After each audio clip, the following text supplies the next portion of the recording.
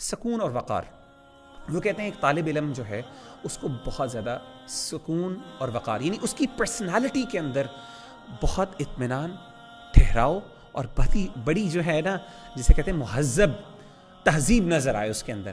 اور آبویسلی میں کہتا ہوں کہ یہ صرف ریلیجس نالج کے لیے نہیں بلکہ کسی بھی نالج کے لیے، آبویسلی کسی بھی، اگر آپ آبویسلی پڑھے لکھے اور ان پڑھ کے اندر ہم فرق کیسے کہتے ہیں؟ ہم کہتے ہیں یہ بندہ بڑا مہذب ہے، بڑا پڑھا لکھا آدمی ہے. کیسے پتہ چلتا ہے؟ بات کرنے کے سٹائل سے، مسکرانے کے سٹائل سے، لوگوں کے ساتھ ڈیلنگ کرنے کے انداز میں.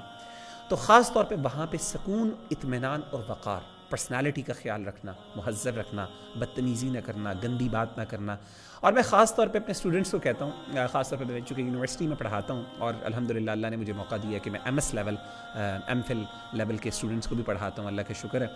تو کئی دفعہ ایسا میں نے دیکھا ہے کہ ایون دو بڑے میچور ماشاءاللہ اسٹوڈنٹس ہوتے ہیں اور وہ مذاق کرتے ہیں، بہت گندا اور گھٹیا مذاق کرتے ہیں.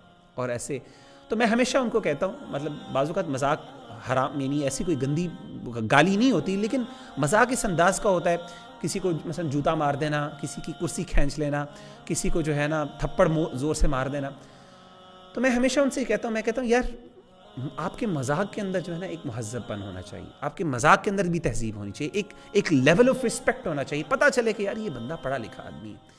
تو ہمارے دین جو ہے، اور ایک ریلیجس اسٹوڈنٹ، ایک اسٹوڈنٹ آف نالج، خاص طور پہ دین کا جو طالب علم ہے، اس کے لیے تو یہ بہت ضروری ہے، اتنا ضروری ہے.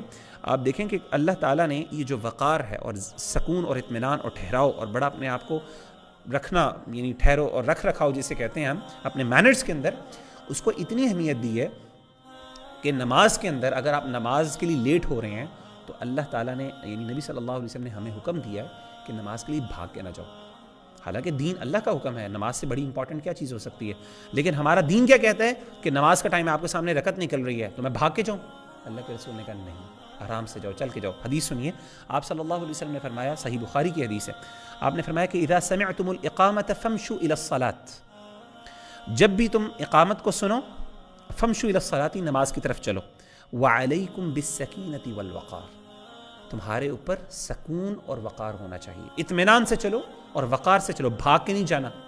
حالانکہ اللہ کے دین کی بات ہے، امپورٹنٹ چیز ہے، آپ ایک ڈیڈ لائن مس کر رہے ہیں، نہیں. ولا تسرعوا، آپ نے فرمایا کہ بھاگو نہیں، کیوں؟ فما ادرکتم فصلوا، جو تم پالو نماز میں سے وہ پورا کر لو، وما فاتکم فاتموا، اور جو تم سے نماز رہ جائے اس کو پورا کر لو. تو کہنے کا مطلب یہ ہے کہ امیجن کریں کہ اس چیز کی اہمیت ہمارے دین نے اتنی زیادہ دی ہے کہ ایون نماز کے لیے بھاگ کے جانے سے منع کیا اور کہا علیکم السکینہ والوقار.